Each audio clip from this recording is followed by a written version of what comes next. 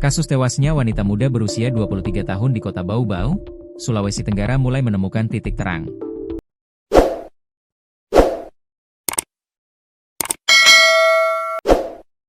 Namun penyebab kematian wanita inisial WK tersebut masih misteri.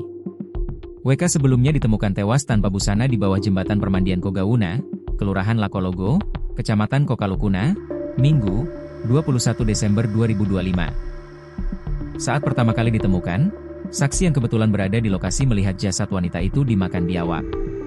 Terkini Subdetasemen Polisi Militer, Subdenpom, Bau-Bau memeriksa dua oknum anggota TNI. Mereka adalah Prada Y dan Prada Z. Keduanya sudah diperiksa di Subdenpom Bau-Bau sejak Senin, 22 Desember 2025, lalu. Komandan Denpom atau Dandenpom 14-3 Kendari, Letkol CPM Haryadi Budayapala mengatakan Prada Y merupakan pacar korban WK. Sementara Prada Z merupakan rekan Prada Y dan juga WK. Berdasarkan hasil pemeriksaan kalau statusnya, Prada Y, pacaran, ujar Letkol CPM Haryadi Budayapala dikutip dari tribunnews-sultra.com, Selasa, 23 Desember 2025. Apa kaitannya Prada Y dan Prada Z dengan kematian WK? Letkol Haryadi belum merinci status dua terperiksa dalam dugaan kasus pembunuhan WK. Saya lagi di Bau-Bau. Kami masih tunggu pelimpahannya dari Polres, Kepolisian Resort, katanya. Untuk pemeriksaan sudah kita lakukan terhadap dua orang terduga pelaku di Subdenpom, jelasnya. Begitupun terkait motif maupun kronologi kejadian, Letkol Haryadi mengatakan pihaknya masih melakukan pemeriksaan mendalam.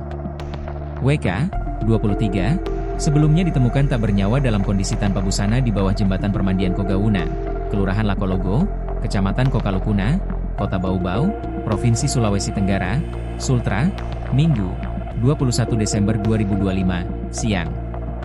Informasi menyebutkan korban merupakan warga Kecamatan Kokalukuna, Kota Bau-Bau. Identitas korban terungkap setelah informasi terkait penemuan jasadnya tersebar di sosial media. Keluarga korban kemudian melapor ke Polres lalu diantar ke rumah sakit untuk mengecek identitas korban. Dan benar yang bersangkutan adalah keluarga korban, inisial WK berjenis kelamin perempuan, umurnya 23 tahun, beralamat di Kecamatan Kokalukuna, ungkap Kasih Humas Polres Bau-Bau, Ibtu Rino Asnan, Senin, 22 Desember 2025. Ibtu Rino Asnan mengatakan, sebelum ditemukan tewas, korban sempat mengunggah status di aplikasi Facebook pada Sabtu, 19 Desember 2025, malam.